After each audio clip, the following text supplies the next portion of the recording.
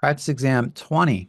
I interpreted the reversible heat engine to mean that they were asking for the refrigeration COP on a heat pump with a reversing valve that's performing refrigeration. I now understood what the problem meant by reversible, but I'd appreciate any tips on the language subtleties here to make sure I don't mess this up again. Thanks. So, a heat engine encompasses all devices that move heat from one reservoir to another. So there's really only two devices that come to mind in that realm, which is the air conditioner and the heat pump. And really, an air conditioner is a heat pump that only does cooling. But that's more practical reality. In theory land, there's two types of heat engines. There's a reversible heat engine, which is ideal, which is the Carnot cycle.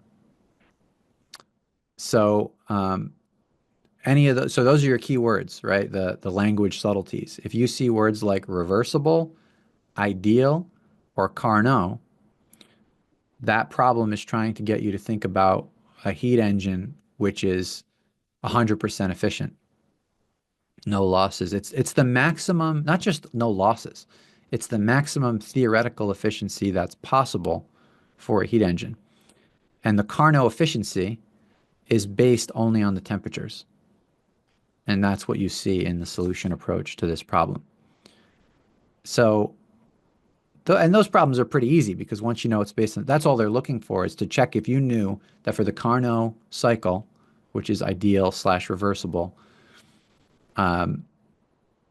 the efficiency is based only on the temperatures of the two reservoirs, the hot reservoir and the cold reservoir, and that you have to use absolute temperatures as well. So you want to use Rankine, not Fahrenheit. And then in the realm of real heat pumps, right, there are two. There's the cooling only flavor, which we call an air conditioner or a refrigerator or a chiller, which are running a refrigeration cycle and have an evaporator that's removing heat from an airspace or a flowing water. And then we have the heat pump, which is usually heating and cooling. And the way that it switches from heating to cooling, as you know, is through a reversing valve. So it runs the system in reverse, where if it's in air conditioning mode, then the evaporator is indoors and the condenser is outdoors. And without moving anything physically, when the reversing valve goes the other way, it's the evaporator that's outdoors in the winter collecting heat, and then the condenser that's indoors rejecting that heat. If you say rejecting, but it's actually moving that heat into your home to perform useful heating.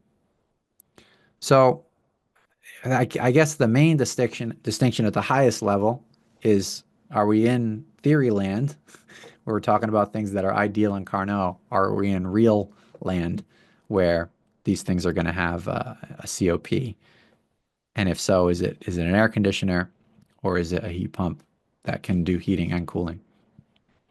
You can also have heat pumps that are only ever used in heating, like an air conditioner, I guess, like a heat-only system.